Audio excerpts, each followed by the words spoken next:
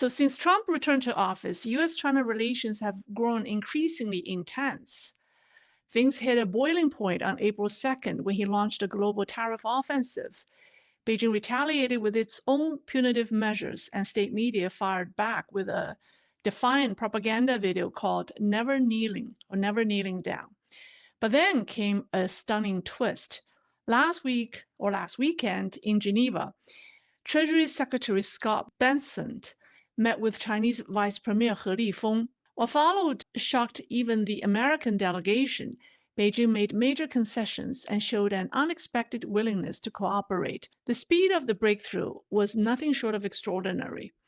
So the real question is, what changed and what made China suddenly back down? So here's my take. Xi Jinping wasn't the one directing the Geneva talks. The real driver behind the deal? Former Premier Wen Jiabao, who is a reformist and a party elder, quietly pulling the string from behind.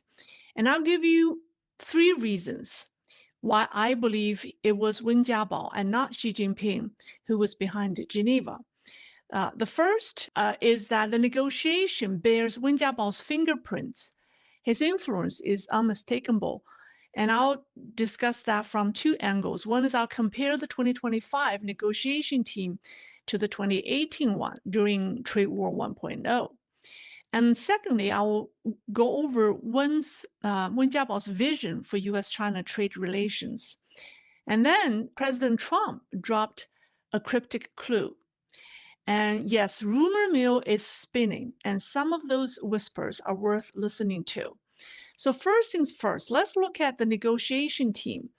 So let's take a closer look at the names. So I have 2 individuals on the screen for you. So let's talk about Li Chenggang. He recently replaced Xi Jinping's man, Wang Shaowen, as China's lead trade negotiator. Now, Wang was a known hardliner with a poor reputation among Western officials. Li, by contrast, is a legal expert. He studied law at Beijing University, earned a master's in law and economics from the University of Hamburg, and has deep expertise in trade law. And here's the twist. Li was never promoted under Xi Jinping. He remained stuck at the vice ministerial level, largely because of his ties to the Hu Jintao faction, or the reformist faction. He went to college with Li Keqiang. So he's considered aligned with the reformist camp. Now, the other gentleman, Liao Ming, the vice finance minister, is another heavyweight in trade policy. He holds a bachelor's and master's degree in economics from Beijing University and an MBA from Cambridge University. He's published several books on global finance and rose through China's financial system, eventually overseeing tariffs. He's known to be extremely smart, played music in college, and speaks English fluently.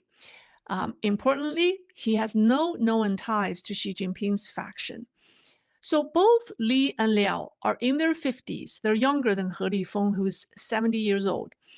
And these 2 gentlemen were educated in the 1980s when China's education system was still rigorous and competitive, not as corrupt as it is today. At the time, getting into Beijing University meant being at the top of your class. So these men are true technocrats with strong academic backgrounds, and they're very different from many of Xi Jinping's political appointees. Now, let's talk about Xu Datong. This man is currently the youngest vice minister of the public security ministry, and there are 6 of them. He's the youngest, and he ranks the 3rd. He doesn't come from a public security background.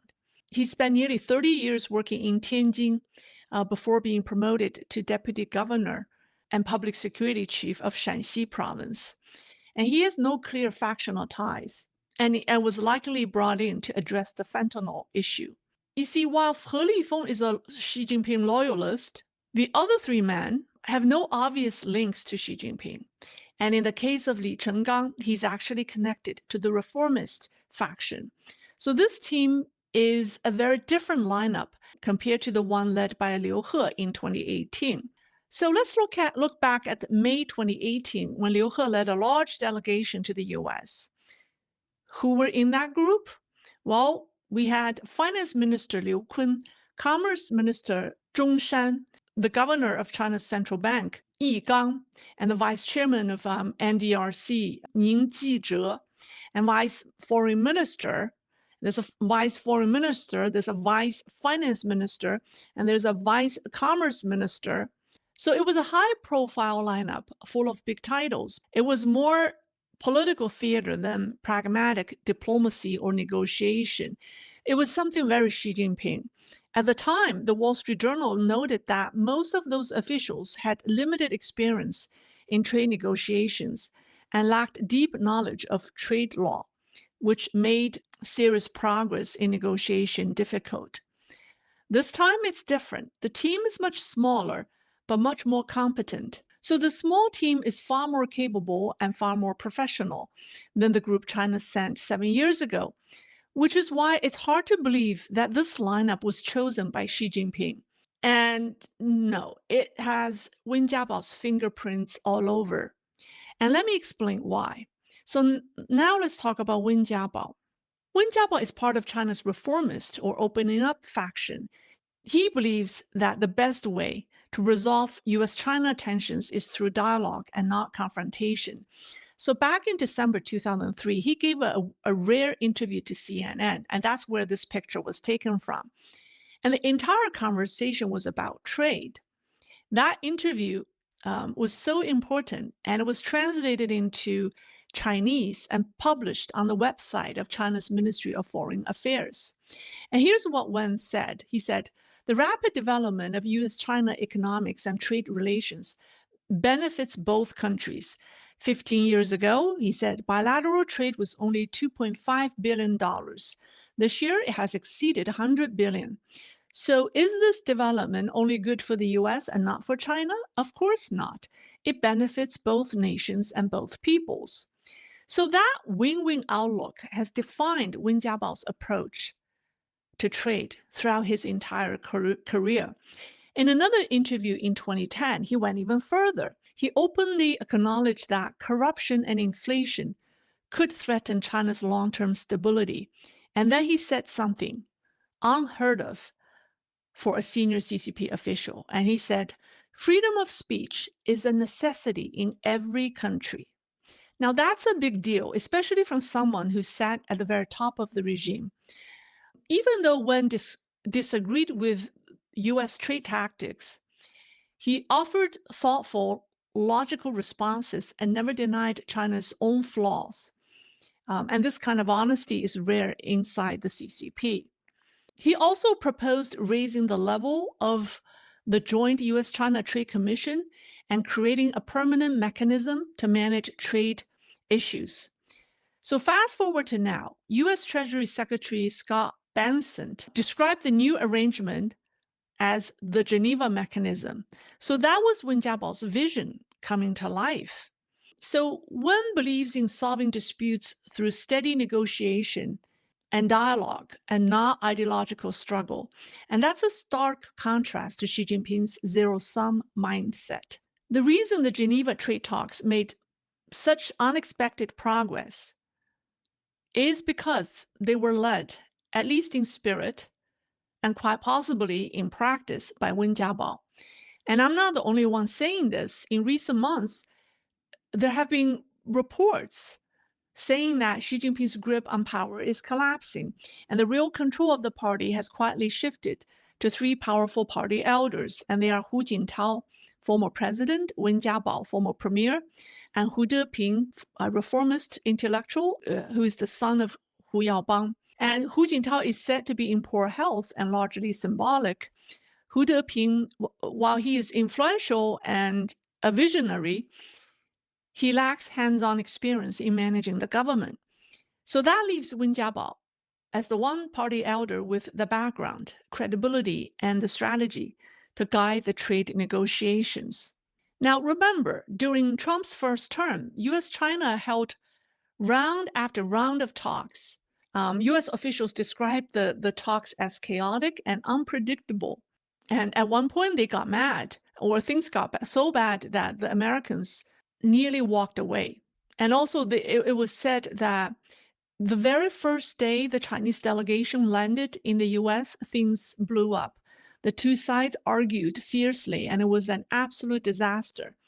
It got so bad that they canceled the next day's meeting altogether. So that was Xi Jinping's style of negotiation. So what happened in Geneva, right? It was the opposite. That brings us the next question. So what role did He Lifeng play in Geneva, right? If things went so smoothly in Geneva, it means that either Vice Premier He Lifeng wasn't actually in charge or he wasn't following Xi Jinping's orders. And I believe that is the biggest clue of all. He Lifeng is a big Xi Jinping loyalist. He was one of the few people invited to Xi Jinping's wedding, to the famed singer Peng Liyuan. But according to another well-known scholar, Su Xiaohe, there's growing whispers in Beijing's political circles about 5 senior officials who are quietly distancing themselves from Xi Jinping, and He Lifeng is one of them. So what happened, right? So Mr. Su says the answer is simple. He said, even if Xi Jinping didn't want to agree, he had no choice.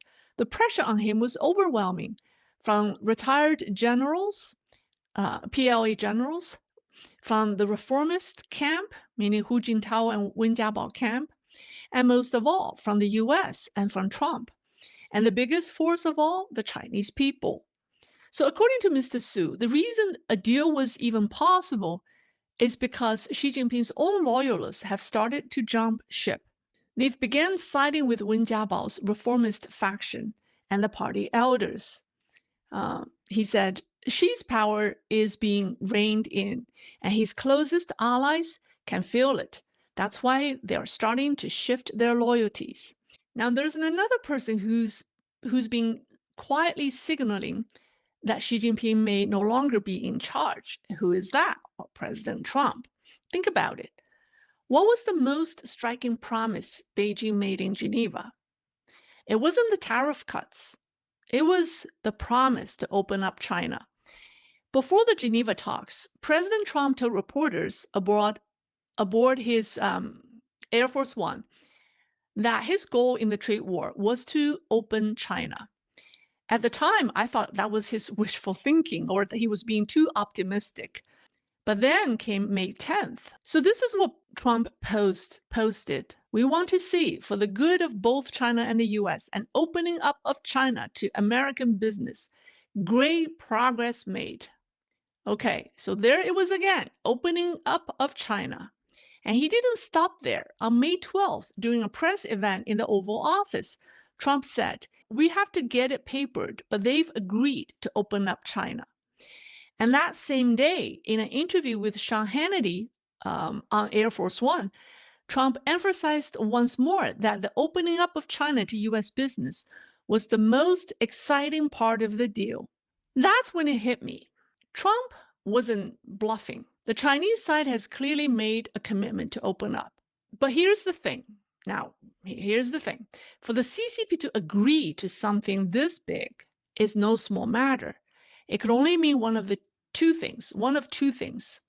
The first is Xi Jinping has done a complete 180-degree reversal and is now embracing a policy that undermines his own power base.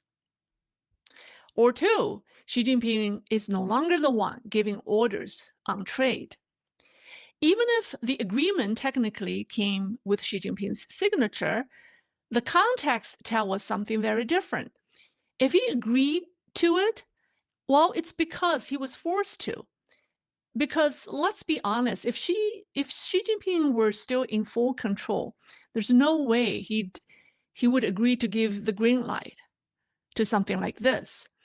So no matter how you look at it, how you slice it, Xi Jinping has lost control over China's economic direction, and Trump knows it.